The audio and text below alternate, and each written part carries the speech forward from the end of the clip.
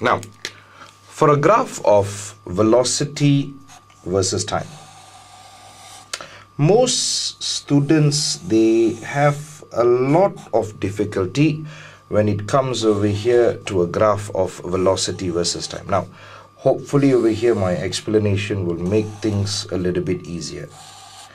Now, forgive my drawing, it's not as good as how you might want it to be. Okay, this is a graph of velocity in meters per second versus time, and time over here, which is in seconds. All right, now we're going to label over here. This is your A, B, C, D, E, F. Okay, now I'm going to explain to you one by one over here from A to B, B to C, C to D, all the way until F. All right, guys, so pay attention. Now, the motion over here from A to B. From A to B, now this you can calculate over here the gradient.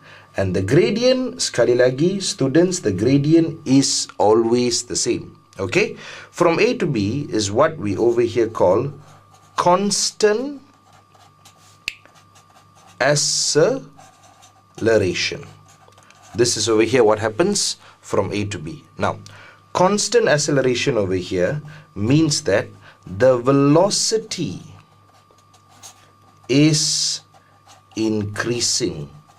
Okay, but it is increasing uniformly.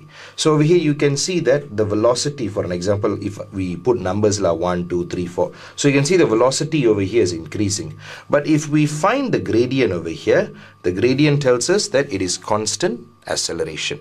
Now please remember over here the reason why is it constant. It is constant because over here the value of gradient over here is the same. This part do not forget. Okay, now what happens over here is from B to C. Now from B to C you can see that the velocity of the vehicle over here is the same. So we say over here constant velocity. But when the velocity is constant, that means from B to C you can see the velocity over here is the same. When it is constant velocity, we say over here that the acceleration over here equals to 0. Okay, now what happens over here? So from B to C over here, the acceleration equals to 0, constant velocity. At point C, okay, now it is different compared to a displacement versus time graph. Now at point C over here is where the car or the vehicle applies the brake. So what happens over here from C to D, the particular car or the particular vehicle over here slows down. All right, but remember point C over here, the brake is applied. C to D is what we say over here constant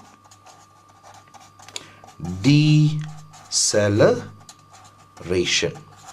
This is what happens over here from C to D. Okay, and at point D over here it stops. Okay, remember puts the brake over here at C, point D over here it stops.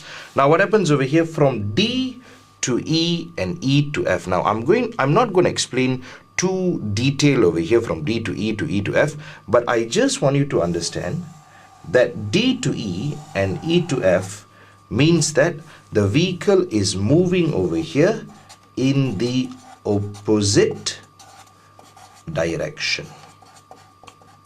Okay, this is what happens over here from D to E and E to F. It is moving in the opposite direction. Now I'm going to give you one question, and through that question over here hopefully we can understand this better. All right.